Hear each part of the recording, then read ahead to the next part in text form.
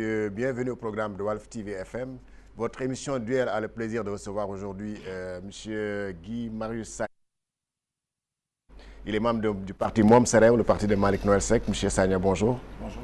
Avec lui sur ce plateau pour parler de l'actualité aujourd'hui, nous recevons monsieur Malick Niang. Il est membre de la cellule des cadres de l'APR. Monsieur Niang, bonjour. Bonjour. Alors aujourd'hui, nous allons donc parler, commenter l'actualité, notamment le sommet de la francophonie, puisque comme vous le savez, ou bien si vous ne le savez pas, je vous l'apprends, Malick Noël Seck et ses camarades, parmi lesquels Guy Marius Sagna et ont décidé d'organiser un contre-sommet parce qu'ils se disent, ils ne se disent pas, voilà, ils ne sont pas favorables à l'organisation, à la tenue d'un sommet à Dakar. Alors, nous allons leur demander pourquoi cette position. Est-ce qu'ils ont raison? Est-ce qu'ils ont les positions considérant que le sommet de la francophonie est une autre forme de la colonisation? Nous aurons en tout cas l'occasion d'interroger M. Sagna sur leurs positions. Et en deuxième thème, nous allons revenir sur les déclarations du président de la République, M. Macky Sall, dans son interview exclusive à Jeune Afrique. Et pour terminer, nous allons parler du renouvellement du bureau de l'Assemblée nationale. On a l'impression qu'on a repris les mêmes pour refaire quoi? Alors, M. Sagna, là, vous allez organiser un contre-sommet de la francophonie. C'est quoi d'ailleurs un contre-sommet? Un contre-sommet, Monsieur Nesta, c'est une manifestation où en fait ceux qui l'organisent tiennent à dire que le sommet officiel, qui est celui de la francophonie, est une mascarade, que le sommet officiel, qui est celui de la francophonie, n'est pas conforme aux intérêts des peuples africains en général, Caraïbes et Pacifique aussi. C'est un sommet où on compte dire en fait que la francophonie est une institution, au même titre que le FMI, la Banque mondiale, l'Union européenne, une institution de domination des peuples, une institution qui perpétue l'exploitation des peuples, une institution au service en fait de l'impérialisme français, au service des multinationales françaises, pour mieux s'implanter en Afrique, mieux piller l'Afrique, mieux presser en fait les peuples et les travailleurs africains pour mieux enrichir en fait la bourgeoisie française. Mais est-ce que n'avez-vous pas l'impression que vous allez faire du bruit pour rien? Alors, faire du bruit pour rien, la sagesse populaire africaine a l'habitude de dire que quand on n'est pas d'accord, on dit non.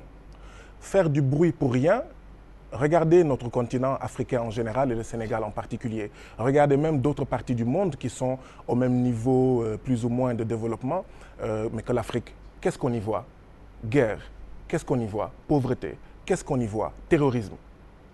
Qu'est-ce qu'on y voit? Maladie. Qu'est-ce qu'on y voit? Personnel de santé, structure de santé, incapable de faire face au palu, incapable de faire face à Ebola. C'est ça le bilan de 54 ans d'indépendance pour le cas en fait du Sénégal. Est-ce que face à cette situation où des peuples en fait vivent de manière dramatique, de manière tragique, les dictats du Fonds monétaire international, les dictats de la Banque mondiale, les dictats de l'Union européenne, d'accord? Est-ce que dans ce contexte-là, dire non, travailler à renforcer la conscience des Africains, la conscience de nos peuples, que le mal véritable, c'est en fait l'impérialisme, c'est le fait que nos pays ne sont pas souverains monétairement, ne sont pas souverains alimentairement, etc. Hier, c'était la journée internationale de l'alimentation.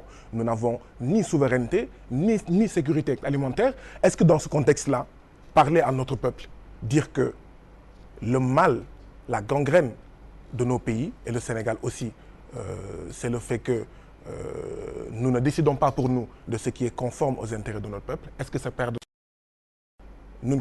Nous pensons au contraire qu'il faut que l'Afrique digne, le Sénégal digne, puisse régulièrement marquer le coup pour renforcer cette tendance politique qui est encore faible, la renforcer pour qu'elle puisse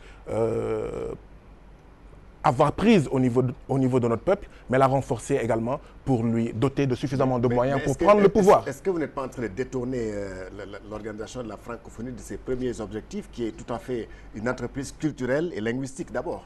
Alors, oui, c'est ça en fait qui a été affiché dès le départ, encore qu'avec le temps, les gens ont parlé de coopération, les gens ont parlé en fait de démocratie, les gens ont parlé en fait de validation en fait d'élections, etc.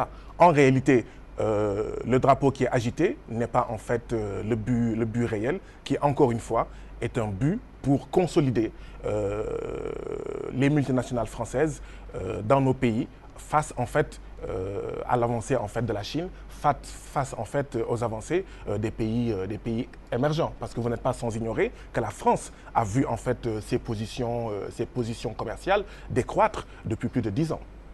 Voilà, M. Niang, vous êtes du pouvoir. Comment concevez-vous en tout cas les positions de Mom Sereo?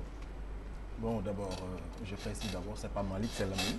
Non, c'est Lamine. Lamine Niang, oui. Voilà, et puis voilà, je vous remercie beaucoup. Je salue mon vis-à-vis sur ce plateau. Et je salue toute la population rufisquoise aussi, parce que je suis du département de Rufisque, là où la francophonie va se tenir. Et j'aurai quelque chose à dire à ce propos. Maintenant, par rapport aux positions de mon vis-à-vis sur la francophonie, je pense que ce n'est encore une fois, que la démocratie qui se manifeste. Parce qu'aujourd'hui, il faudrait qu'on puisse laisser à tout un chacun le choix de s'exprimer librement et de dégager ses positions par rapport à tel ou tel événement dans la vie et par rapport à des positions politiques ou souveraines. Donc ce n'est pas un débat dans lequel j'ai des positions personnelles par rapport à un membre du parti au pouvoir, mais c'est plutôt une démarche qui est à peu près, d'après ce que j'ai suivi de eux, Mom Sereo, c'est une démarche qui leur est propre. C'est-à-dire que ce n'est pas une démarche contestataire, comme je dirais, mais ils ont une vision de la chose politique et ils ont le droit de l'exprimer librement. Mais quand même, il y a un volet qui est très important, c'est-à-dire la francophonie. Au-delà de la francophonie, il y a tous les pays qui sont des francophiles, pour dire la francophilie. Ça va jusque dans certains pays asiatiques et tout et tout. L'objectif visé surtout, c'est le volet culturel et la promotion de la langue française. Maintenant, s'attaquer à un sommet et faire un contre-sommet, j'aimerais savoir comment ça peut se passer. Parce Ils que, vont le dire tout à l'heure. Ouais, je pense bien. Parce que aussi, au-delà de tout ça, il y a l'image du Sénégal qui est en jeu. Et je pense qu'en tant que patriotes, nous devrions nous imposer de nous permettre d'avoir, en bon démocrate, des positions qui nous meneraient en bon port. C'est sur ce point. C'est ce que le constat que j'ai à faire. Mais le débat de fond, parce que d'après ce qu'il vient de dire, il a dit un ramassis de contestations par rapport à l'économie, par rapport au partenariat, par rapport à beaucoup de choses. Donc je ne pense pas que le sommet en tant que tel est l'endroit pour faire une démonstration. Voilà. Il demande alors quels seraient en tout cas les jalons ou les actes que vous allez poser lors de votre contre-sommet. Vous allez organiser des sit-ins, des manifestations, dérouler des banderoles ou quoi? Nous avons lancé, comme vous l'avez si bien dit, il y a 2 jours, une conférence de presse où nous avons annoncé à nos concitoyens et à nos frères et sœurs d'Afrique et du monde que nous préparions un contre-sommet de la francophonie. Alors, nous ne serons pas seuls dans cette préparation-là. Il y aura d'autres organisations politiques, il y aura des organisations dites de la société civile, il y aura des personnalités indépendantes. Et tous ensemble, nous allons concocter un plan d'activité qui pourrait comporter, comme vous le laissez entendre, des sittings, des marches, des conférences, d'accord? Ils vont se réunir pour discuter, nous allons nous réunir pour discuter. Des sittings où? Devant quelle institution? Nous avons 1 mois en fait pour apprécier tout ça, pour décider tout cela. La presse et tous nos concitoyens seront informés. Vous n'irez pas jusqu'à Diamniadio devant le siège de la conférence pour tenir vos manifestations? Georges Nesta, nous informerons tout le monde du programme, mais le plus important pour nous, c'est l'entreprise de déconstruction mentale, l'entreprise de décolonisation de nos esprits. D'accord?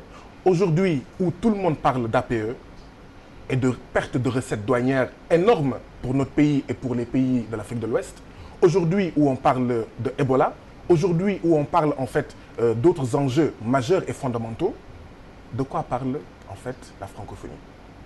Où était la francophonie quand on bombardait la Libye? Quelle est la position de la francophonie par rapport à la Syrie? Encore une fois, nous disons que la francophonie, c'est une institution, entre autres, de perpétuation, d'accord, de la domination de nos pays au service, en fait, de l'impérialisme, au service de leur multinationale. Et ça, c'est important, en fait, que cela soit su, cela soit compris, au même titre, en fait, que le franc CFA, au même titre que les plans d'ajustement structurel, au même titre qu'un certain nombre de structures qui ne sont là, en fait, que pour nous sous-développer. Oui, mais alors, en organisant une contre-manifestation, un contre-sommet, êtes-vous conscient de ce que semble dire M. Lamignon par rapport à l'image du pays que vous allez un peu écorner? Écoutez, ce pays-là, il y a moins de 3 ans, s'est battu de haute lutte pour dégager un président et son régime. À l'époque, le parti actuellement au pouvoir et que mon vis-à-vis, et dont fait partie mon vis-à-vis, à l'époque, il n'était pas question de l'image du pays. D'accord?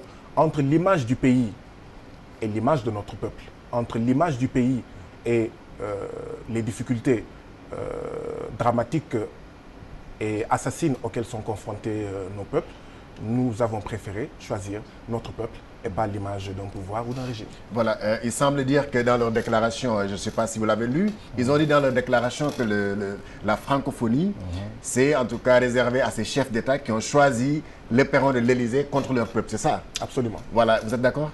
Non, parce que je te dis tout à l'heure, je me reprends. Elle est pédagogique, mais je vais me reprendre. Je dis que je n'ai pas de position personnelle par rapport à le combat. Parce que je dis que c'est la victoire de la démocratie, encore. Mais pour repréciser, ce que vient de citer mon vis-à-vis par rapport au réajustement structurel, les accords de pays, et puis la position de la francophonie par rapport à beaucoup de conflits dans certains pays, moi je pense qu'il faudrait qu'en appartenant à une structure, qu'on sache réellement d'où sort cette structure. Ce dont il vient de citer, tous ces trucs qu'il vient de citer, ce sont nous, en tout cas, partis au pouvoir. Et ils sont encore dans la coalition. Dans le temps, ce sont des choses que nous avons héritées du régime socialiste. Alors, ils ne sont plus dans votre coalition. Je vais terminer. Ils n'ont jamais été dans notre coalition. Lui, en tout cas. C'est pourquoi il a très tôt affiché ses positions et je l'avais soutenu dans le temps, Malick Noël. J'ai toujours dit qu'il avait raison par rapport à ses positions parce que ce qu'il a dit est vrai et c'est encore constatable aujourd'hui. Mais leur parti originel, qui est le Parti socialiste, nous a légué tout ceci. La francophonie, les réajustements structurels, la France-Afrique, comme disait-on, notre monnaie, le CFA. C'est-à-dire que ce sont des trucs que le Parti socialiste, et c'est leur parti originel. Mais en contestant tout cela, comment ont-ils fait pour être adhérents et membres prenants de ce Parti socialiste? Pour aujourd'hui revenir fustiger cette position parce qu'ils ne sont plus du Parti socialiste. C'est là où je me pose le problème. Moi, quand je défends des positions, ce sont des positions de principe que nul ne peut changer, ni par rapport au temps, ni par rapport au... parce que c'est un principe, c'est fondamental. Mais maintenant, de là à vouloir, le programme sera déroulé, comme il le dit, hein, et je leur souhaite bon succès. Mais en tout cas, de la manière la plus démocratique et la plus républicaine, ils peuvent faire leurs manifestations, c'est permis, il n'y a rien qui leur interdit, mais quand même tout en sachant que tout ce que nous pouvons faire pour notre pays, on ne se demande pas ce que le pays peut faire pour nous. Demandons-nous ce que nous pouvons faire pour nous, en tant que jeunes. Nous qui sommes censés être les relais des politiques, en tout cas, qui sont entre nous, entre guillemets, qui doivent tomber aux oubliettes, c'est-à-dire la politique de l'Autriche, des grandes pontes de partis, et que ce sont des gens qui, au sommet, essaient de diriger des partis. Je me fais un plaisir en voyant la jeunesse s'investir dans le terrain politique avec des convictions. Et ce sont leurs convictions. Mais quand même, dans la conviction et dans la mise en œuvre de leur programme, qu'ils n'oublient pas que nous partageons tous un homme idéal, c'est la souveraineté de ce pays. Voilà, donc très bien, vous vous êtes exprimé sur le sujet, mais là, donc, nous allons voir les choses venir. Nous allons attendre l'organisation du sommet de la francophonie pour voir effectivement ce que vous, Guy Marius Sagna, et votre camarade Malick Noël Seck allez proposer aux Sénégalais pour dire non à ce sommet de la francophonie. Nous allons donc passer au second thème de cette actualité qui concerne donc l'interview exclusive de M. le Président Macky Sall dans le journal Jeune Afrique, quand il dit « Mon seul, mais je n'ai pas d'adversaire, ni Idriss Seck, ni Abdoulaye Wade, encore moins Karim Wade qui est en prison. Mes adversaires sont, par exemple, les inégalités sociales. » Alors, est-ce que vous êtes d'accord? Écoutez, je pense qu'en disant cela, le président de la République fait un aveu. L'aveu, effectivement, c'est que 2 ans et demi après la seconde alternance au Sénégal, les inégalités sont là et très fortes. Il faut dire qu'après 2 années, malgré la CNU, malgré les bourses familiales, des politiques qui d'ailleurs prennent un tour politicien, fondamentalement, ce pourquoi on s'était est encore là, présent. Il a précisé notamment, quand il entend parler des inégalités sociales, il a cité le chômage des jeunes, la situation dans les banlieues, un monde rural, et voilà. Mais absolument. Je disais tout à l'heure que c'est un constat d'aveu. Mais le problème, c'est que Macky Sall, en droite ligne de ses prédécesseurs sénégalais et africains, ne va pas jusqu'au bout. Et c'est ça, au niveau du Front National de Salut Public, que nous avons comme divergence fondamentale avec Macky Sall et avec d'autres de l'arène politique. C'est quoi? Comment un pays qui ne maîtrise pas sa monnaie peut avoir suffisamment de ressources pour faire face aux différents problèmes auxquels sont confrontées les populations? Comment un pays, d'accord, où il n'y a pas en fait de banque suffisamment forte, suffisamment souveraine, nationale de développement, d'accord, peut faire face à ces difficultés-là? Comment un pays où l'essentiel des leviers sont privatisés, appartiennent en fait à l'étranger, comment peut-on avoir suffisamment de ressources, d'accord, pour faire face à ces difficultés? Comment peut-on être un pays où en fait on te dit votre masse salariale ne doit pas dépasser tel montant, ou en fait vous ne devez pas subventionner votre agriculture, ou vous ne devez pas mettre telle somme d'argent dans les secteurs dits sociaux, santé et éducation? Comment peut-on être dans un pays pareil et pouvoir faire face à ces difficultés? C'est ça en réalité la racine du mal. Et tant que cela n'est pas levé, fondamentalement, Macky Sall ne fera pas mieux que Abdoulaye Wade, et ce serait vraiment dommage et tragique. Voilà, c'est votre avis. Tant que cela n'est pas levé, Macky Sall ne fera pas mieux que Wade et ses prédécesseurs? C'est sur quoi il a terminé. Mais bien avant ça, il a cité pas mal de choses. C'est-à-dire, je reviens aux déclarations du président. On vous dit qu'il ses seuls adversaires, ce n'est plus Idrissa Seck, Abdoulaye Wade ou encore moins Karim en prison, mais ce sont les inégalités sociales, notamment le chômage des jeunes, la situation en banlieue, en monde rural, etc. Voilà. Georges, c'est l'occasion pour moi aujourd'hui de revenir réellement sur les déclarations du président. Ce sont des déclarations qui vont en droite ligne avec sa philosophie politique. Je vous renvoie au programme sur lequel le programme que nous avions présenté aux Sénégalais qui s'appelait le Yoonu Yokkute. Et que vous avez laissé tomber au profit du PSE. Ça dépend de l'entendement. Oui, nous n'avons jamais laissé tomber. Oui, allez-y, allez-y. Oui. Dans le Yoonu Yokkute, le programme qui a été établi et présenté aux Sénégalais n'est pas un programme comme se faisait dans d'autres partis politiques, qu'on paye 400 millions, 500 millions, aller dans des hôtels s'enfermer pour sortir un document. Non. Le président a pris 3 ans à sillonner tout le pays, l'intégralité du territoire sénégalais. Il est allé au chevet des Sénégalais, juste dans des contrées où nous sommes allés à Linguère. Le ministre Aly Ngouille Ndiaye m'a dit de sa bouche que le président a vu et allé dans des coins où c'est lui-même, en tant que président, dans l'opposition, qu'il a informé de cette localité. Il n'a jamais mis les pieds. Et pourtant, il est de Linguère. Pour vous dire que le programme n'est pas un programme imaginaire. C'est un programme qui est une demande sociale. La nécessité sociale qui était là.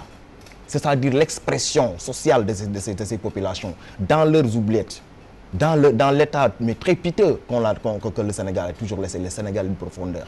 Alors que le profondeur du Sénégal, c'est de là que part sa déclaration qui dit que je n'ai pas d'adversaire si ce n'est les inégalités sociales. Ça ne veut pas dire qu'il manque de respect à ses adversaires. S'ils peuvent être des adversaires, nous leur souhaitons bon vent. 2017 ou 2019, il a dit 2017 n'est pas loin. Quiconque se présentera n'a qu'à venir. Mais ces urgences sont les inégalités sociales. Et dans ces inégalités sociales, il a, dans le temps et dans le programme même, il y avait ce qu'on appelait l'inclusion sociale. Aujourd'hui, dans l'inclusion sociale, et c'est tout un schéma qui va. L'inclusion sociale est allée jusqu'à prendre ce qu'on appelle la territorialisation des politiques publiques qui nous a donné aujourd'hui l'acte de la décentralisation. Il faut être capable de donner la chance à un enfant, à une dame qui est dans les profondeurs, l'occasion de pouvoir mettre son enfant au monde dans des conditions très décentes, de pouvoir lui offrir un nom et un prénom, de pouvoir aller à l'école, de s'inscrire, ce qu'on appelle rectifier le coup sur les inégalités sociales. C'est de là que part l'inclusion sociale, pour nous mener aujourd'hui, ce qu'on dit, vers la couverture maladie universelle. Et en pensant par cela, la compensation, une fois au pouvoir, nous a donné la bourse de sécurité familiale. C'est-à-dire toutes ces inégalités sociales.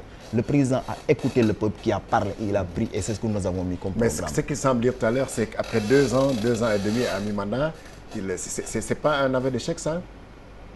2 ans quoi? Je ne comprends pas votre question. Après 2 ans je sais pas, de gestion du pouvoir, oui. S'il constate aujourd'hui que ce sont ces inégalités qui sont son adversaire en 2017, c'est-à-dire quelque part, depuis là, rien n'a été fait. Non, c'est ce que je dis. Depuis là, c'est vraiment les actes forts qu'il a posés.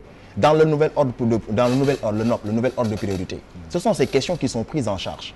Mais en 40 ans de délabrement, un président qui vient, qui s'installe au bout de 2 ans et qui fait autant de réalisations sociales, je pense que c'est à saluer. Le président, depuis qu'il a prêté serment, est en train tous les jours de poser des actes forts dans le but de renforcer la condition sociale de l'être humain sénégalaise. C'est ce qu'il est en train de faire. Certes, au bout de 2 ans, le chemin reste à faire. Il y a du chemin qui reste à faire. Mais ce qui est fondamental et visuel et factuel est que ces réalisations ont bien eu lieu. Et si vous, par exemple, au niveau de la capitale, on peut ne pas se plaindre. Mais aller à l'intérieur, ce sont des gens qui se glorifient de ces réalisations. Et jamais l'État central au sommet n'est parvenu jusqu'à leur niveau pour leur tendre la main. Pas leur tendre la main pour leur dire « me voici, me voilà », mais pour leur tendre la main, pour leur signifier qu'ils font partie de ce pays. Et la souveraineté de ce pays les incombe à nous tous. Donc ces inégalités sociales sont à réparer. Tant que le président est dans cette dynamique, parce qu'à la prise du pouvoir des libéraux, il n'y avait pas de problème d'argent, des trucs. Ce sont les constats qui étaient là. Mais le combat que le président a compris, et c'est ce qu'il avait compris une fois dans l'opposition, c'est-à-dire qu'il fallait un programme social pour pouvoir sortir ce pays de ces problèmes. Et c'est ce qu'il est en train de faire. Et il reste, aujourd'hui, nous en sommes à peut-être combien? 150 000 francs par famille. L'année prochaine, en 2015-2016, nous en serions à 200 000, 250 000 par famille. Ce sera un budget à haut terme qui va nous envelopper l'enveloppe de 250 milliards pour ces familles démunies qui n'ont pas de moyens pour pouvoir prendre en charge leurs enfants, pour pouvoir aider leurs enfants à aller à l'école et avoir la chance de devenir quelqu'un dans son propre pays et de pouvoir revendiquer ses avoirs et de pouvoir servir son pays dans son territoire aussi loin qu'il soit. Et le programme de la télévision publique, comme le dit l'acte 3 de la décentralisation, le premier combat, c'est-à-dire le phénomène de ruralité et de l'urbanité, a été épongé. Nous sommes d'égale dignité devant nos institutions. Nous sommes d'égale dignité par rapport aux chances qu'offre notre pays à tous ses fils. Et nous sommes dans cette lancée et le combat social continue. Après cette déclaration, le président de la République a ajouté « Tout le reste n'est que de la politique politicienne ». Et que voilà, lui, tout ce qui est son problème, ce sont ces inégalités-là. Mais après, tout est politique politicienne. Êtes-vous d'accord? Permettez au Front National de Salut Public de dire au président Macky Sall que la politique politicienne, c'est ceci. Annoncer des bourses de sécurité familiale, enrôler les militants de l'APR ou les proches des militants de l'APR à la base, leur faire bénéficier des bourses de sécurité familiale, en faire des membres de droit bénéficiaires de la couverture maladie universelle. C'est ça la politique politicienne. En réalité, c'est ça.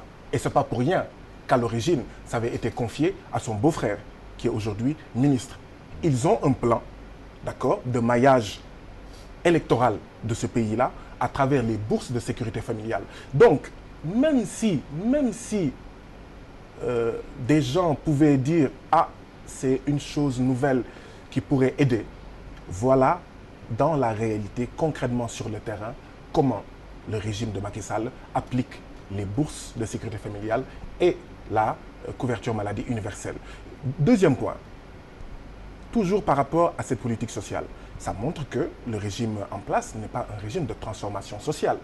Écoutez, ces gens dont on fait bénéficier les bourses de sécurité familiale, puis d'accord, en faire des bénéficiaires de droits de la sécurité, de la couverture maladie universelle, ce sont des paysans. Quelle est la meilleure manière de changer leur sort? Vous pensez que c'est en leur donnant des sommes modiques? Non, c'est en changeant leur situation de paysans, en améliorant la qualité des semences, suffisamment de semences, des semences de qualité, avec des intrants agricoles de qualité, d'accord, et en nombre suffisant, et avec un prix aux producteurs suffisamment rémunérateur. C'est ça en réalité. pour parler en fait des paysans. La même chose également pour les éleveurs. C'est ça un programme de transformation sociale. Mais vous ne pouvez pas, face à des paysans, au lieu d'attaquer leurs problèmes fondamentalement à la source, à la racine, vous attaquez en fait aux effets en leur donnant de l'argent. Voilà en fait... apprendre, comme dit le proverbe, apprendre à pêcher plutôt que de voilà. Alors je termine en disant ceci. Toujours dans Jeune Afrique, on a aussi révélé que Macky Sall a dit qu'il soutenait Blaise Compaoré pour un énième mandat. Je rappelle que le gars, d'accord, assassin de Thomas Sankara, il est au pouvoir depuis plus de 25 ans. On s'est battu pour dégager Wade et le PDS du pouvoir. Comment est-ce que notre président, après ce que le peuple sénégalais a enduré à travers le M23, connaissant ce que vit aujourd'hui le peuple frère burkinabé dans ce qu'ils ont appelé le balai citoyen, comment notre président, d'accord, peut poser un acte aussi fort à travers un soutien, d'accord, à ce président-là. Son ministre des Affaires étrangères a démenti. Hein. Nous ne sommes pas convaincus par ce démenti. Voilà en fait ce que nous tenions à dire.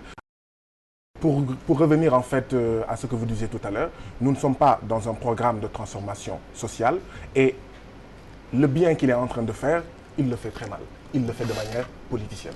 Voilà. Le bien que le président est en train de faire, il le fait très mal. Hein. Ça, c'est l'avis de Marius Guy Sagna. Bon, je l'ai dit tantôt à l'entame de mes propos. Je vous ai dit que je respectais bien la position de Mom Serew. À travers lui, je salue Malick Noël Seck. Je l'ai dit tout à l'heure, que ce n'est encore que la manifestation de la démocratie. Mais il faudrait aussi que l'on soit beaucoup plus, je dirais même le mot, beaucoup plus sérieux. La politique politicienne, dans le régime du président Macky Sall, il n'y a pas de politique politicienne. Quand il affirme que les bourses familiales, couverture maladie universelle, tout ça est superficiel et que c'est de la politique politicienne. Non, parce qu'on enrôle des militants apéristes et que ces bourses ont été données à la base à des militants de l'APR. Absolument. Voilà, c'est ce que je dis. On ne peut pas se camper à Dakar, dans ce territoire de combien de mètres carrés là, et vouloir prétendre savoir ce qui se passe à l'intérieur. C'est valable à Sédhiou, à Kédougou et à Tambacounda. Mais ce sont des informations qui vous sont relayées, vous n'êtes pas sur le terrain. C'est ce que vous pensez? C'est de ce que je sais. C'est un parti politique, ils font le tour du pays. Ils veulent être un parti politique. Ils veulent être un parti politique. Et je le souhaite bon vent, je l'ai dit tout à l'heure, j'ai beaucoup de respect pour eux. Maintenant, ce qu'il faudrait dire, préciser, est que la politique politicienne, tant j'ai le plaisir de voir des jeunes s'investir dans la politique, mais aussi j'ai mal quand je vois des jeunes travestir certains propos ou bien certaines démarches. La couverture maladie universelle, ou bien la bourse familiale qu'il dit, à la base, ce ne sont pas des militants de l'APR. Nous avons mis sur les coups les préfets, les gouverneurs, les chefs de quartier et les gens, les porteurs de voix et les pompiers, même les OCB à la base. C'est eux qui sont plus aptes à décider qui en a besoin, qui n'en a pas besoin. Si c'était les militants de la paix, on n'aurait pas besoin d'aller jusqu'à l'intérieur du pays pour le faire. On les appelle à Dakar, autour de notre permanence, ou bien en assemblée générale, et on règle ce problème. Les militants de l'APR n'ont rien eu dans ce gouvernement de Macky Sall qui est au pouvoir. Nous sommes des laissés pour compte, je peux m'exprimer ainsi. Ça ne se passe pas comme ça. Mais la politique politicienne, exactement aussi, c'est de vouloir tout le temps jeter le discrédit sur quelque chose que l'on ne maîtrise pas. Mais ce que je constate est que l'autre l'avait dit, Patrice Lumumba avait dit à sa mort, il avait dit aux jeunes, aux gars qui étaient en train de l'abattre, tu diras à ma famille que je suis venu 50 ans plus tôt. Mais je dirais à Mom Serew qu'ils sont venus 27 ans un peu plus tard. Parce qu'en 81, quand Abdou Diouf prenait le pouvoir, leur secrétaire général était le secrétaire général de la présidence. Tout ce programme s'est déroulé après, à partir de 87, sous Ousmane Tanor Dieng. J'aurais bien compris qu'ils aient un problème principal à régler au niveau de leur formation originelle. Le secrétaire général de Mom Serew n'est pas Ousmane Tanor Dieng. Non, ce n'est pas Ousmane Tanor Dieng, mais c'est-à-dire aujourd'hui, ce que je dis, le démembrement du socialiste. Parce que Malick Noël Seck, pour créer ce parti, n'a pas quitté de son propre gré le Parti socialiste. On se souvient tous de l'histoire. Qu'il ait raison, qu'il ait tort, et je crois qu'il ait raison parce que ce qu'il a dit est encore constatable aujourd'hui, je l'ai dit tantôt. Mais le problème principal qu'il faut régler dans leur parti originel, c'est qu'aujourd'hui, si par exemple Ousmane Tanor Dieng n'était pas dans la coalition avec le président Macky Sall, je crains fort bien qu'ils révèlent leur position à la baisse. Ils mettraient beaucoup de vent dans leur vent. Parce que le problème est que c'est-à-dire ils mettent du feu sur n'importe quoi. Ils tirent sur tout ce qui bouge, sans vraiment maîtriser ce qui se passe à l'intérieur. Parce que le problème n'est pas avec Macky Sall. Macky Sall a hérité de ce pays comme ça. Il est en train de s'attaquer aux urgences. Et c'est ces urgences-là qu'il est en train de faire depuis tout le temps. Mais maintenant, de vouloir maintenant dire que le soutien du président à Blaise Compaoré, ce qu'on nous dit, ce que je sais, des gens qui me le disent parce qu'ils sont dans ces pays, qu'aujourd'hui, beaucoup de chefs d'État sont anti-Macky Sall.